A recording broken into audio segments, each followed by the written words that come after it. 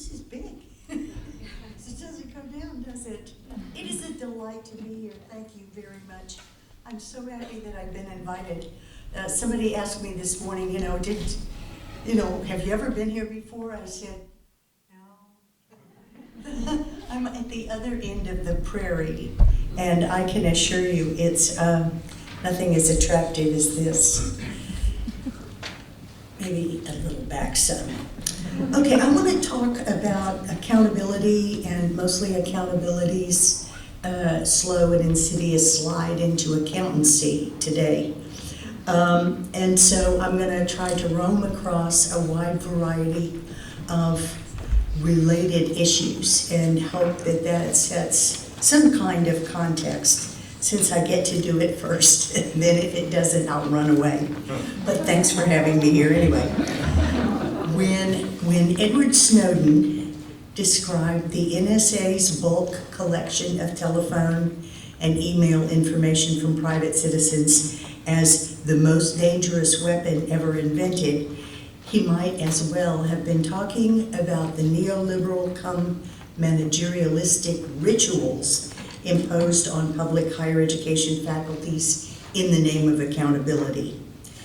In their introduction, Davis and Monk asked the most direct question we might ask about the future of higher education. Toward what kind of future are we being led by savage, fanatical capitalism? Another way of asking the question is, what will the neoliberal, fully transformed university look like, and what will we have lost in the democratic societies around the world?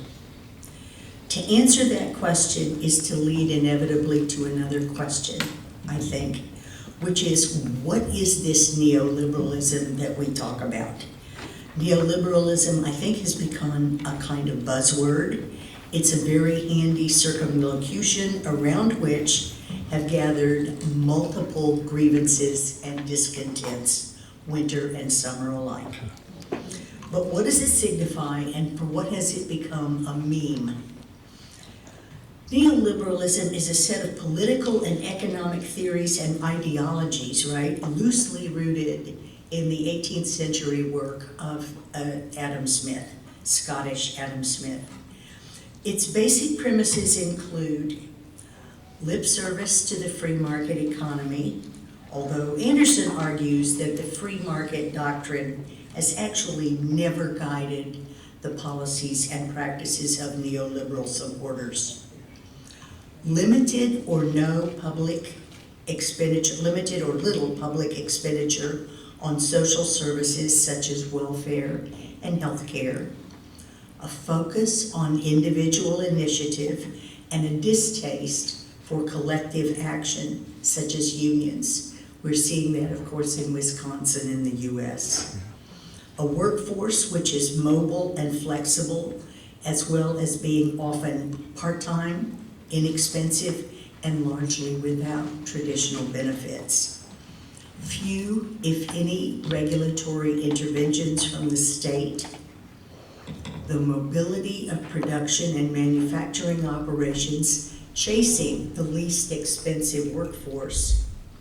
A high tolerance for unemployment, and a tendency to blame individuals for their own poverty, unemployment, and ill health. There is little examination of the social structures and infrastructures to account for such social and civic decrements as a structural issue. On the even darker side, neoliberalism has been credited with widening the gap between the rich and the poor, and credited with increasingly high levels of globalized poverty, right? It's also been credited with the gutting of civic values, with the increasing corporatization of both public and university education, with the concentration of wealth in the hands of fewer and fewer corporations, individuals, and something it didn't print, and families, I'm sorry. with the assault on academic freedom and tenure at the university level, and with the attacks on the liberal arts at the tertiary level. Davis and Monk described this globalized neoliberalism as a place where, quote, the winner-take-all ethos is unfettered by any remnant of social contract and undisturbed by any ghost of the labor movement, where the rich can walk like gods in the nightmare gardens of their deepest and most secret desires. How do you like that for a description? Isn't that beautiful? Burroughs, drawing from Michel Foucault's analyses, points out that traditionally, neoliberalism is characterized by viewing the role of the state as largely restricted to supervising the market. But Foucault rather suggests that this relation between state and market under neoliberalism is in fact the converse. It is a state under the supervision of the market rather than a market supervised by the state. The point here, of course, is that just as the state for Foucault has come under the supervision of the, if not the domination of the market, so has the university, because the state, the federal and state governments are closely tied with the universities. And how does that construct life for the faculty? Shore and Wright are very, very clear about this. They say, why does something as seemingly mundane as a technology transfer merit the grand term epochal cultural change? They say the French philosopher Foucault provides ample evidence of the ways in which seemingly dull, routine, and bureaucratic practices often have profound effects on social life. Their analysis underlines the fact that audit technologies being introduced into higher education and elsewhere are not simply innocuously neutral. They are not simply legal rational processes. Rather, they are instruments for new forms of governance and power. They embody a new rationality and morality and are designed to engender amongst academic staff new norms of conduct and professional behavior. In short, Shore and Wright say, they are agents for the creation of a new kind of subjectivity, self-managing individuals who render themselves auditable. How scary is that? Indeed, when we take a look at Tom Schwann's definition of the audit culture or audit society in the Sage Dictionary of Qualitative Inquiry, Tom posits this. Some scholars argue that auditing is not simply a set of techniques, but a system of values and goals that becomes inscribed in social practices, thereby influencing the self-understanding of a practice and its role in society. To be audited, an organization or a practice like teaching or providing mental health care must transform itself into an auditable commodity. Auditing thus reshapes in its own image those organizations and practices which are monitored for performance. It is no far leap from these definitions and critical analyses to argue that the values of the traditional university are being replaced by a second set of values, namely those that characterize the marketplace and corporate culture.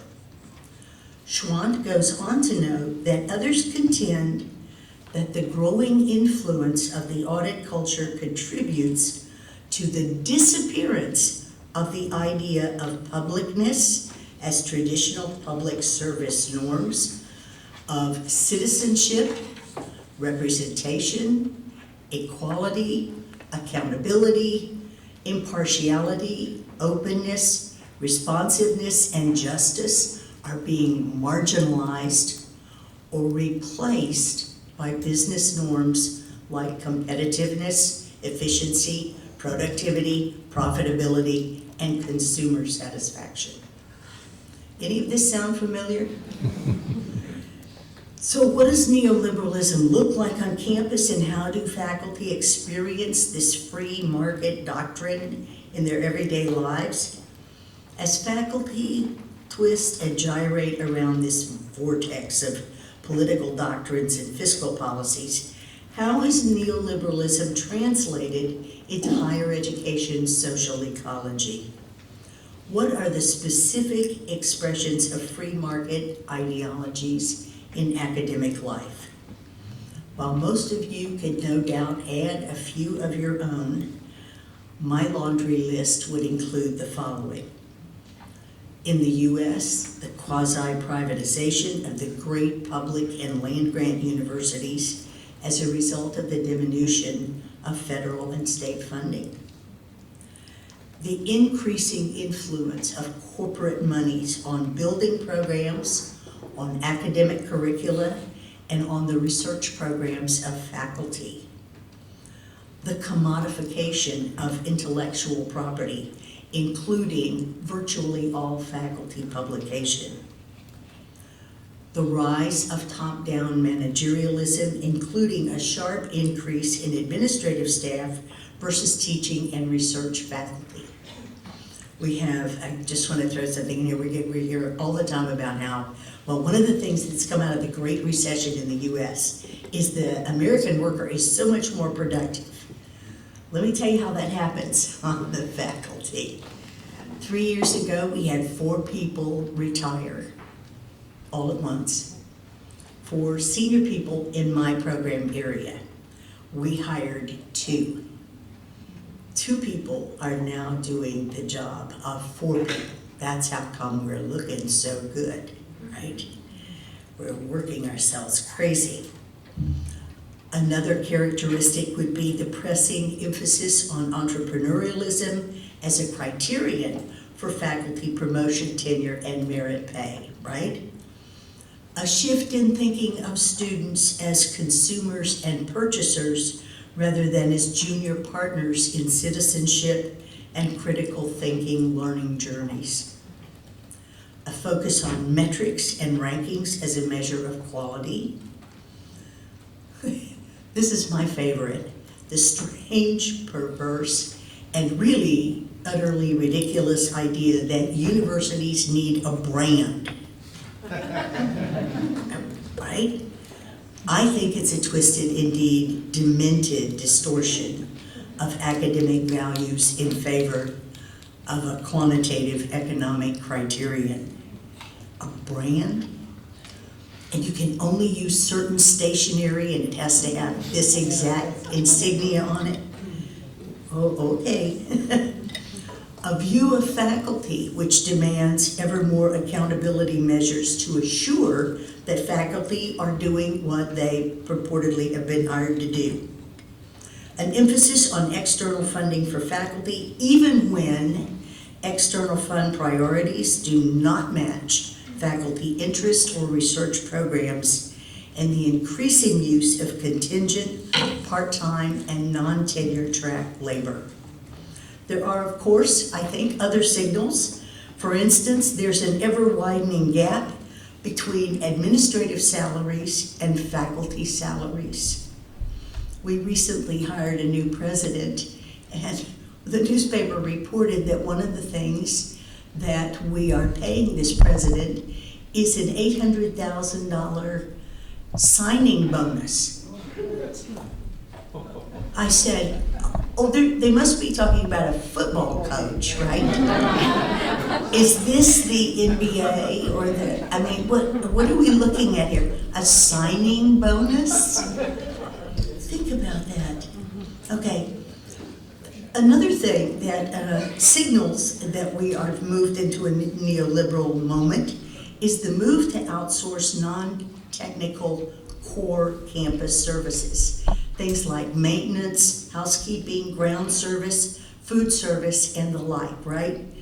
Now, the problem with that is that there are concomitant ripple effects throughout the surrounding community where most of the traditional workers for those services come from. We, in a week's time, fired 2,000 of these people in a small community. The conjoined towns of Bryan, College Station represent about 225,000 people. That's a major impact, particularly when that 2,000 workers was drawn from mostly minority residents. And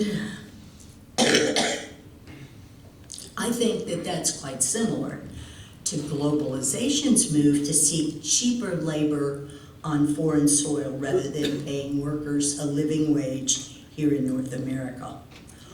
All of those signs signal an assemblage of neoliberal doctrine, corporatization, and managerialistic metrics.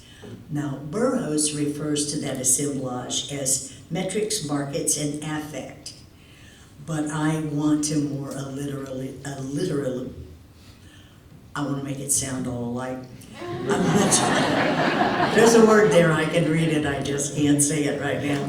I want to call it metrics, markets, managers, and morale. Okay? I think that's what belongs. Now, I want to give 3 quickie examples of accountability measures from my own experience. These are from my institution. And so I'm going to talk about my own firsthand experience. These are 3 what I call innovations in accountability, okay? And they are, I think that they represent what Shore and Wright term coercive accountability, but what Michelle Fine is going to call punitive accountability, because they are punishing and they are manipulative of faculty behavior. The first is something called Weave Online. Now, Weave is an acronym, and I have no idea what it stands for, although I made up several things which I will not share with you. Okay?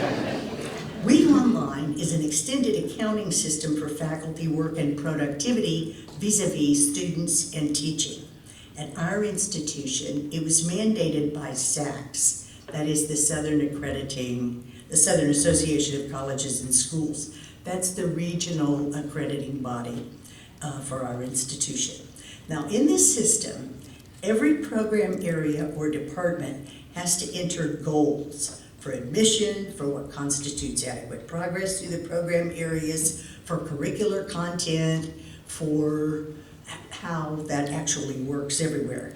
Then the program has to create or enter criteria which speak to the achievement or non-achievement of those goals.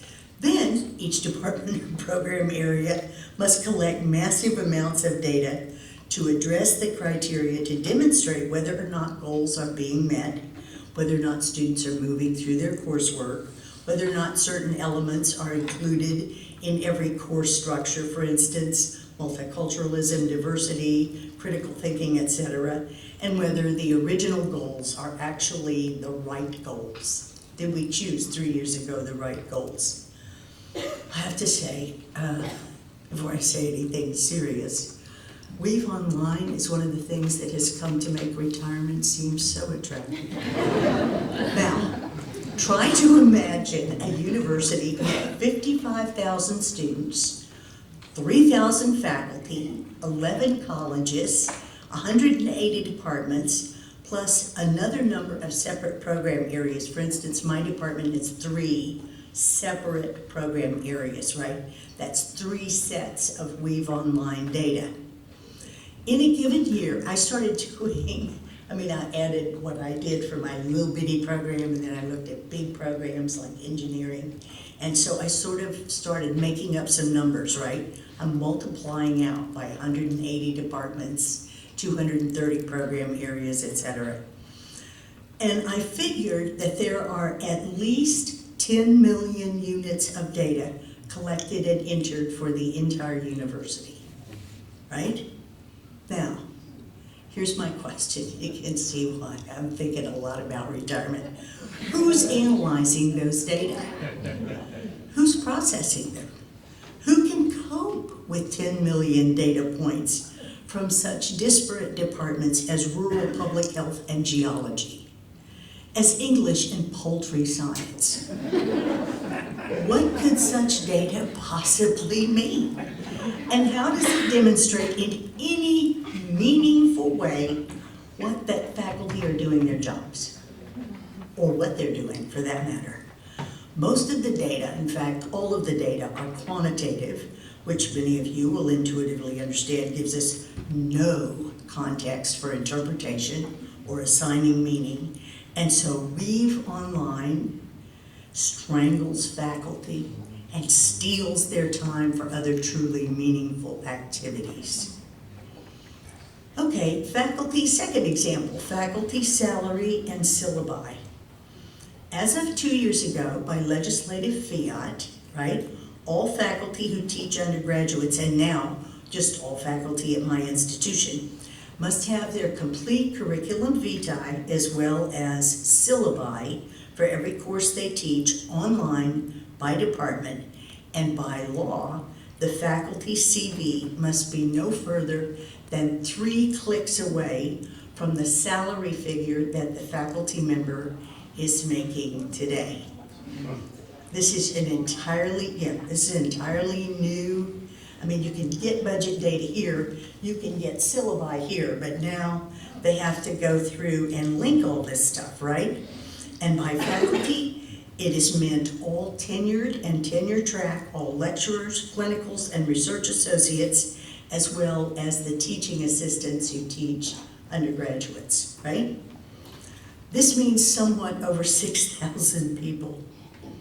The argument was made in the legislature that the public, that amorphous, anonymous gaggle of unspecified people, had a right to know what the state was paying professors and the right to see whether or not the syllabi covered relevant material, as if Mr. and Mrs. Jones, who sent their boy Charlie to A&M, would actually know relevant material from irrelevant material, whatever that means.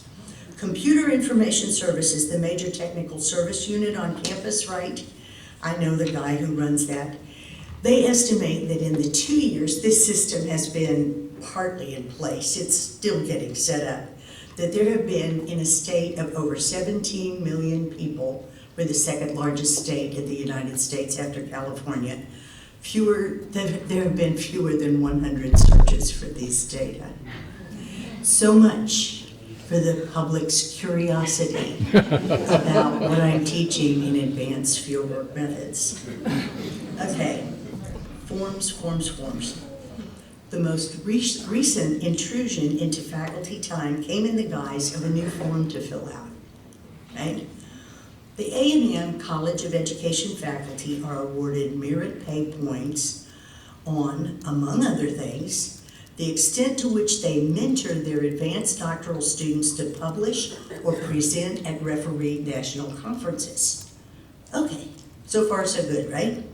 We have to indicate on our vitas which publications and or presentations we have completed with our students, which is not onerous, okay? It's perfectly reasonable. But we also fill out a form mandated by the state termed the A1. There's an A2 form too, but we don't do that. That's done on us. On the A1, we provide information on teaching, research, and service, including indicating where we have published or presented with students. There's a separate category for that, right? So last year, a new form came down for everyone to fill out. The form asked for the names of journal articles and or referee conference papers presented with students, venue, dates, etc., right? This form was due at the same time as the curriculum vitae of faculty and their state-mandated A1 forms, right? This is where accountability becomes accountancy, and it is stupidly, lazily punitive, okay? Sorry, I have to say that, because otherwise I'm trying to be very polite. Now, normally, actually, I'm a very compliant employee. There are people who wish I wouldn't be, but I simply sent the whole form, it came down electronically, and said, fill it out, do it electronically, print it out, send us out both the electronic and the hard copy, right? Sure. I simply sent it back to the dean. Now, we have a brand new dean, but we had a good dean then. I like Doug a whole lot. You know, he's a smart guy. Doesn't always think through things. Sent him back this form with the observation that all faculty supplied these data on the 2 other forms in 2 different formats, electronic and hard copy, and clearly somebody in the administrative suite was simply too lazy to turn the page. Further, I demurred, put this in writing, the nastiest thing I ever wrote. Furthermore, I demurred, I simply was not going to fill out one more form and was going to encourage my faculty in the department not to do it either. 2 days later, the form was withdrawn.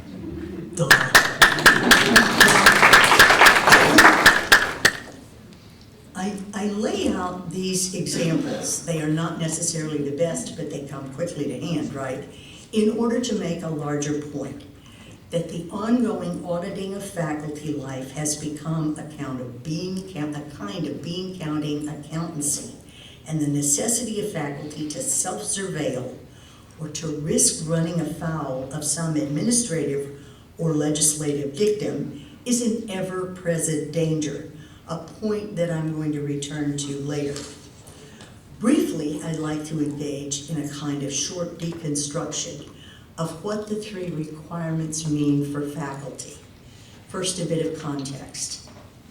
Context for me, anyway. This made sense in my reading for this work up here. Gallerati argues that there are 2 forms of influence operating in international relations. I'm going to argue by analogy, right? Soft empowerment, he calls, and hard empowerment. Now, hard empowerment could be considered roughly comparable to hard diplomacy of war, right? And soft empowerment could be roughly compared to diplomacy, right, or negotiating. Now, I would argue, following his logic, that there are actually 2 faces to neoliberalism's influence felt in the academy: hard diplomacy, or absolute surveillance systems with which we must comply, coupled with threats of dismissal, and soft systems frequently felt as an ongoing sense of fear and terror. And that's referenced very, very well by DeLeo, Henry Giroux, and others who talk about academic terrorism. In the first example, that of Weave Online, we're looking at what I think of as hard influence or hard diplomacy. It's hard influence because it forces professors to self-surveil and because it is absolutely necessary for the accreditation process. Sachs has told us, without a complete Weave Online system, that we are not accreditable, and they will not send a team. That's hard empowerment or hard influence, right? In order to provide the data that feeds the maw of this system, professors have to keep track of every meeting with every student, which actually must be reported on yet another form, right, along with evaluations of whether or not the student is making adequate progress toward graduation. And they must log somewhere, somewhere, every student who graduates his or her degree and the faculty member's role in the student's completion, right? Now this would be, since I'm in a graduate program, this would be principally master's and doctoral students, right? Failure to input data from one's program area into Weave Online will earn one a series of ever more threatening emails from the central bureaucracy set up to monitor the input from every single program area on campus. Can you tell who's in charge of this for her own program area? There are more than a dozen full-time people under a director who do nothing but monitor when data go in and who is not compliant with the system. So we have created an entire bureaucracy right? This is the punitive accountability that Michelle speaks about. I have no idea what the punishment is if I fail to complete the assignments, but I can speak for the endless nagging from a department head and the full-time clinical faculty member that we hired to do nothing but supervise this process in our department, right? This is accountancy run amok. We're using a faculty member's salary to support this insanity. The second example of putting one's curriculum vitae and syllabi online by legislative fiat is what is termed by Shore and Wright coercive accountability, or I call it coercive accountancy. Rather than signify what an instructor thinks are the basic concepts and ideas that should go into this course or that, the syllabus becomes a kind of advertisement, right? When coupled with the professor's vita and her salary, it announces what kind of expertise and how well that expertise is paid the student will be purchasing, right? It's like, do you need a psychiatrist? Who's the best in town? Well, this one will charge you $200 an hour. This other one, not so good, will charge you, however, only $100, right? Moreover, like some truth in advertising regulation, this requirement is now a part of state law such that professors not in compliance are subject to some kind of penalty or, I don't know what, unpleasant consequences. They're not specified.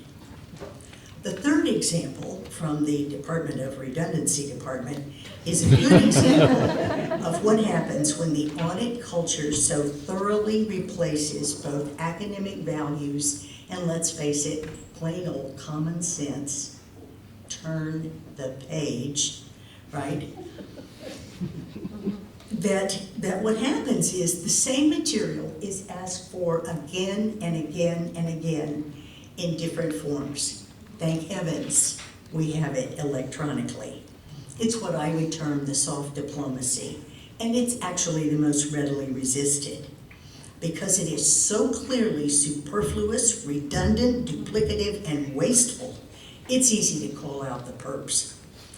All of these forms, however, speak to an institution accountable not to itself, not to its disciplines, not to its faculty, students, and parents, but rather to an institution increasingly making itself accountable to political interests abiding in the states, to market forces, particularly in the commodification of knowledge, and to corporate and business interests, right? There is one more example. Actually, there are several. And that's promotion and tenure and merit pay policies. And I'll deal with that in a moment.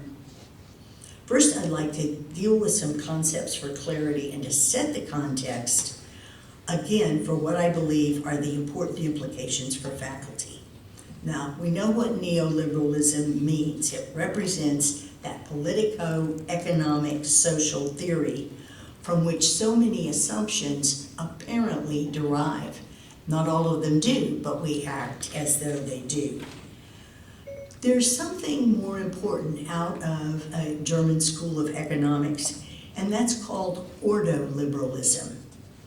Ordoliberalism is, I think, neoliberalism on steroids. That's where the market governs governmentality and the roles of government in providing services and creating the conditions for the market to operate freely as it wishes with a minimum of regulations. I would argue that we are rapidly headed toward ordoliberalism, as Foucault warned against, if we are not already there. Corporatization references a major premise of neoliberalism, to wit, that institutions behaving as corporations will exhibit successful competition within their social ecology, and those failing to introduce corporate practices and perhaps retaining classical academic values will be moved to the margins of professional practice, teaching, and learning.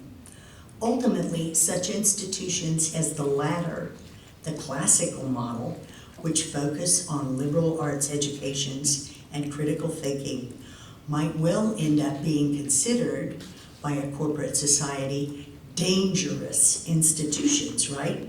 Since they might, in fact, be capable of promulgating a serious critique of the dominant social system and the very real social injustices that this system perpetrates. So it's possible to review the effects of this arterial connection between neoliberalism and the creeping corporatization of the research university. But perhaps it's more useful to signal the ways in which faculty and student life is being McDonaldized in service to creating the conditions for total quality management, re-engineering, auditability, accountability, and other things that act as standardizing metrics, right? Let's talk about promotion and tenure. A large and well-respected university on the West Coast just announced 2 years ago a new promotion and tenure policy. To even be considered for the first promotion and tenure decision, a young assistant professor must have a book out, but not just any book, okay? The book has to be from an academic university press. The person has to have under her belt $500,000 in grants and contracts. $500,000 by the 6-year mark. Without these accomplishments on her vita, she is not even eligible to be considered. Okay? This conforms really quite tightly to Steck's notion that scholars have now become researchers, and it likewise demonstrates why our National Research Council was able to claim that qualitative researchers might produce scholarship, but they certainly were not producing research for sure. And consequently, since they were not researchers, no one had to take them seriously. Nobody. Now, I speak first of promotion and tenure because it's on everyone's mind at some point or another, or if you mentor new young faculty in the academy, it's on the minds of you as a senior faculty member all the time, right? Anytime you hire somebody new. Now, one example is from my own history, and I tell you this because you need to draw a contrast. Okay, now maybe it's a long ago contrast, but I'm going to make you draw it anyway. When I went up for promotion to associate, what I had to submit under state law was every single thing I'd written, published, and presented. Every journal article, every conference paper, every book. And we had special boxes that we lined that up in, right? While I'm certain that most of my departmental colleagues at that time, a few years back, didn't read my book, right? They certainly read enough of my journal articles and my conference papers that they were able to converse quite explicitly about the content several weeks after the final vote went in, right?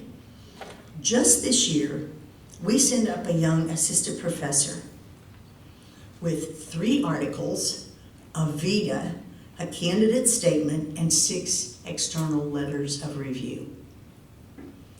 In reviewing her dossier, the P&T committee, which I chaired, okay, I'll be honest, looked at the number of articles and the overall ISI ranking of the journals in which she published, the number of refereed conference papers.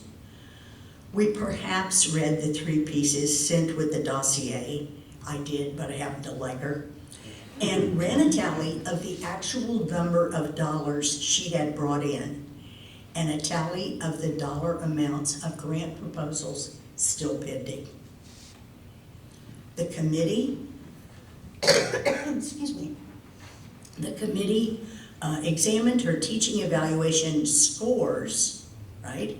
And where included, cursorily read the student comments on those evaluations. They counted the number of doctoral dissertation advisorships and committee memberships and tallied those, finding her in compliance with coordinating board recommended numbers, and voted unanimously yes. I sincerely doubt a single member of the department could talk in a sophisticated way about her publications, having likely not read them. Most of the discussion was an exercise in counting and productivity measures. Quality and originality were absent from the discussion, journal ISI ratings having become a proxy for those criteria. This year again, I'll be serving as an external reviewer for several young scholars going up for either promotion or promotion in tenure or promotion to full professor. And once again, the implied metric goes something like this. Does this level of productivity appear appropriate for an individual achieving this rank? Now, listen to that question. Does this level of productivity seem appropriate for a person achieving this rank? Nowhere, now remember I have instructions from either the department head or the deans. Nowhere are there instructions which call for analyzing the research portion of the dossier for its quality, its contribution to some discourse in my field, its originality, its novel approach, its new and fresh insights. Those things were all in the letters that went out to my external reviewers. They wanted to know how original is this research? Is it creative? What does it add? And where does it add anything, okay? The competition aspect of corporatization comes out in a question such as, how would you rank this individual alongside other individuals at the same rank in your discipline? Now, what does that tell me to do? Count how many journal articles, count the number of dollars, take a look at my own scholars. Is this person better or not as good as my own people who just newly went up? I suspect that's why senior scholars as renowned as Laurel Richardson can openly admit that she begins books with great excitement only to set them down quite soon because they're boring her to death. In the corporatized university, it is the amount of productivity which is audited rather than the power of creativity or the insight of that productivity. This is accounting function. The discourse of accounting or accountancy, unable to account for ideas or critical approaches to problems in the disciplines, or even to audit meaningful problems, resorts to quantifying academic labor by bottom line numbers. This is sad. Merit pay. Now, in the US, the very idea of merit pay signifies that some members of the academy are perhaps not very meritorious, while others, whose contributions might well be significant to and for the enterprise, appear to be extremely meritorious. Merit pay as a form of compensation was largely borrowed from the corporate world, where specific norms of productivity were valued by the organization, while other forms were not. What merit pay signifies is that the total enterprise of higher education is not valued, or at least is not as highly valued as refereed journal articles, external funding, patents, and technological inventions that can be commercialized. When we ceased giving credit for institutional governance labor, such as serving on the faculty senate, or working with university committees, or teaching, we began inadvertently to abdicate our responsibilities for self-governance and self-evaluation. When teaching is found to be less rewarded and rewarding on the merit pay scale, we have given up, I think, much of the moral authority of the professoriate that we traditionally held for enculturating the next generation to sound citizenship and critical thinking. Publication and the professor, another place. One of the more insidious ways in which universities are corporatizing their goals and aims under a neoliberal regime lies in the publication industry. Searching for new products to commodify the corporate lens focused on research and publication. The past 50 years, and especially the past 30, have seen a veritable explosion in journal and book publications.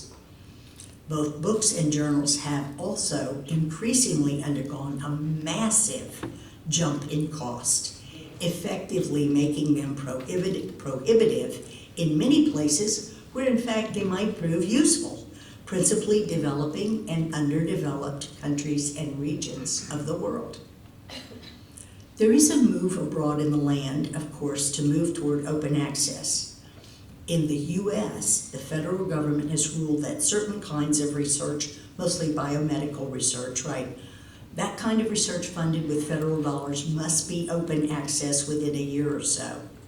A move which has the journals protesting loudly, right? In other fields, however, the open access movement, I think, is somewhat balked and beleaguered. A very prominent social science publisher, for example, has created a new open access social science journal. I haven't published in it, but I looked over the requirements thinking I had a paper I'd like to submit, right? And while the published articles are open access, to submit a piece for review and possible publication costs you $600. So it's open at one end, but not very open at the other. I think that that's a fairly stout amount for any but the most senior faculty, and of course virtually impossible for people at the bottom of the pay scale. New young faculty, with new families, kids, whatever, that's difficult. Excuse me. The democratic desire of many librarians to create what is called a knowledge commons appears to be partly stalled by powerful commercial interests in the publishing world. To the extent, and this is the connection, I think it's subtle, but it's important, to the extent that universities rely on commercial academic journal publication as a criterion for promotion and tenure, and look with disdain, if not disfavor, on electronic publication, the situation will continue to obtain, and commercial presses will continue to commodify the products of faculty scholarly label and strive to maintain such publication in the capital value stream. Now, some universities are undermining this knowledge monopoly, what I term the knowledgeopoly, by requesting faculty to help create a knowledge commons on their campus, right? To do this, they contribute every paper, journal article, etc. that they prepare and present to a campus archive that may be accessed by anyone with access to the internet. Some campuses, however, have gotten into a bit of hot water, right? And from the scholarly presses over putting in materials prior to their printing.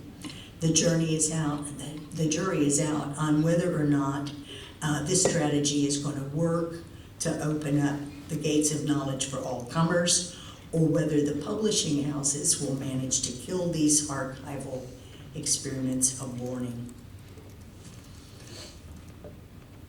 Academic freedom on the block. A fourth and final consequence of the corporatizing of higher education is the possibility of an eroding sense of academic freedom.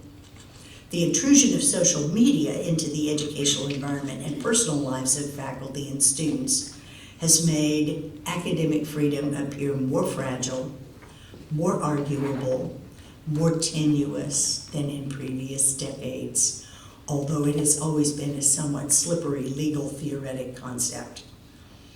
Faculty, however, feel a heightened sense of scrutiny of their work, a heightened sense of scrutiny of the hours they are on campus, a heightened sense of scrutiny of their syllabi and coverage of course material, their grading practice, and other normal and routine activities of university faculty.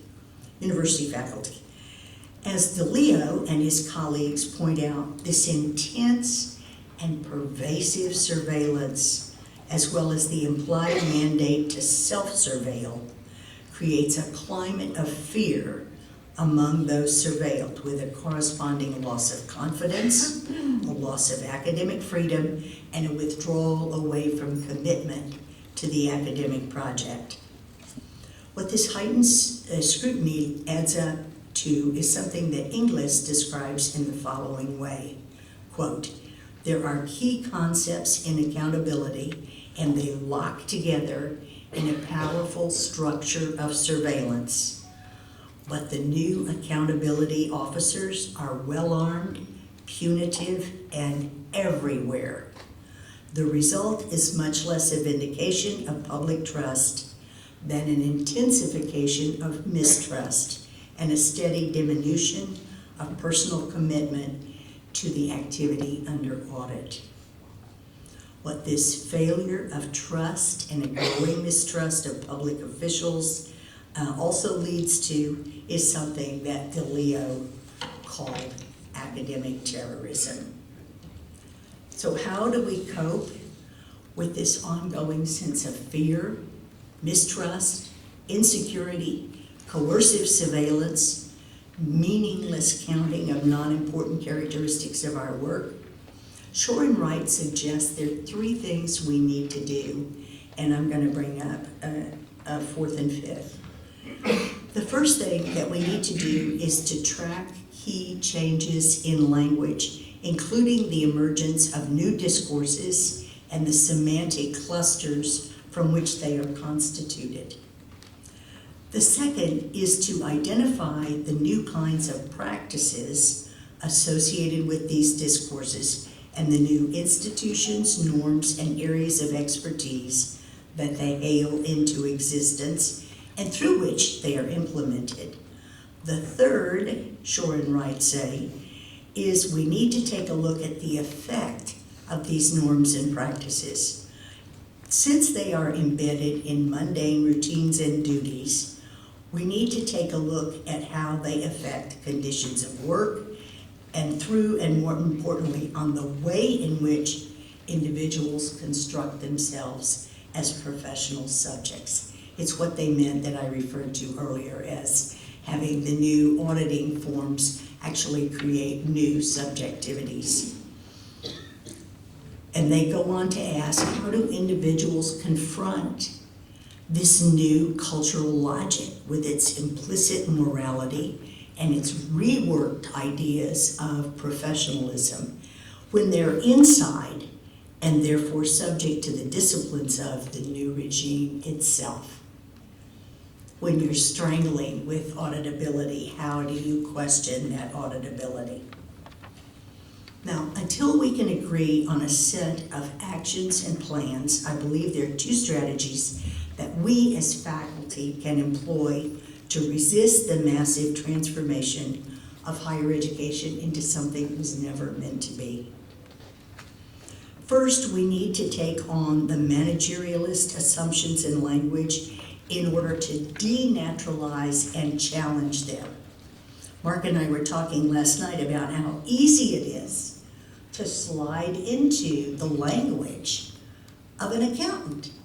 You may not even like accountants, but you slide into the language because it seems so natural. And the recommendation out of the literature is we have to denaturalize that language. We have to deconstruct it, and we have to help people understand that it is not necessarily natural, okay? It is not inevitable that we speak that way.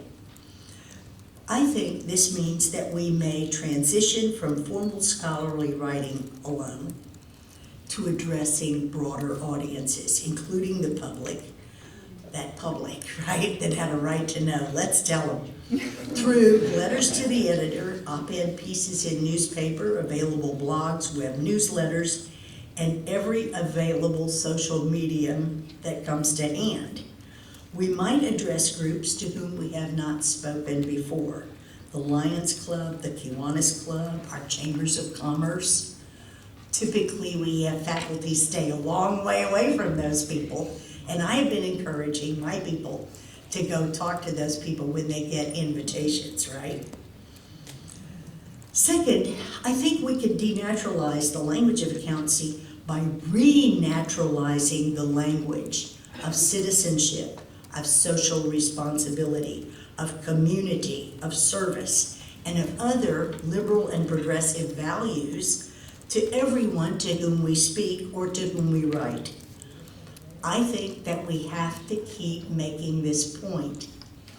Somebody asked me, a scholar at University of Michigan, Ann Arbor, asked me, when Clark Kerr died, do we have somebody to take his place?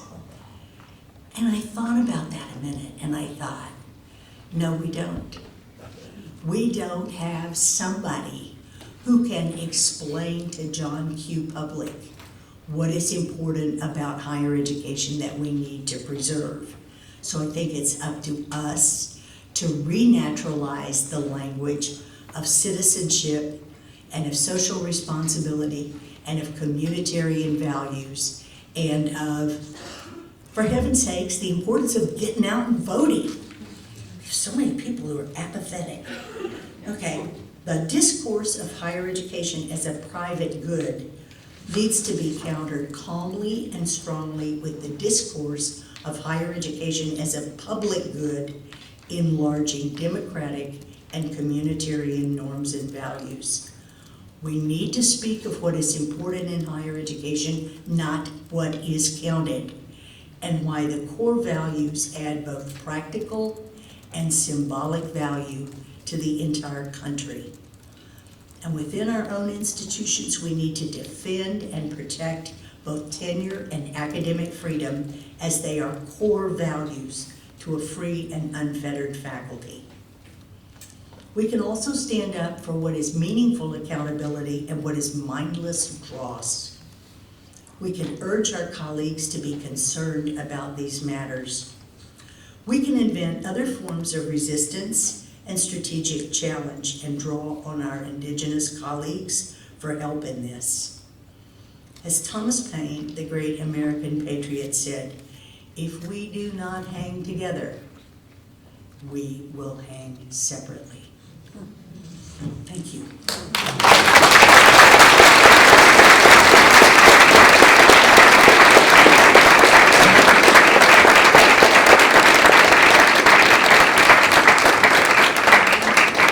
We have time for maybe one or two short questions if anyone wants to approach the mic.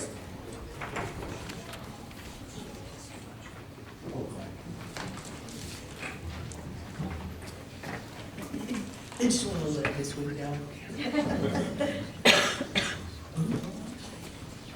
Hi, thanks. Great talk. Audit Liberalism, Germany, German School of Economics. Think it had anything to do with the recent treatment of Greece, Germany's hardball there? I mean, that was, that's going to have repercussions with all sorts of things in Europe, as we know. Just wondering if Liberalism has moved into that stage yet. Thanks. Right, it's quite possible. Other kinds of questions? Yes.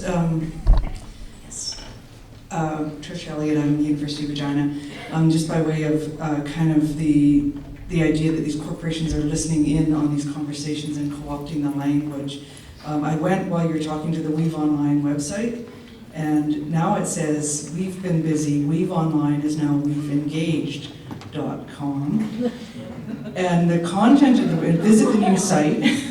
The content of the site is quite chilling, and if you scroll and dig deep enough, you can find it's a software technology company, but I can tell you it's not 3 clicks away from their CVs or their salaries.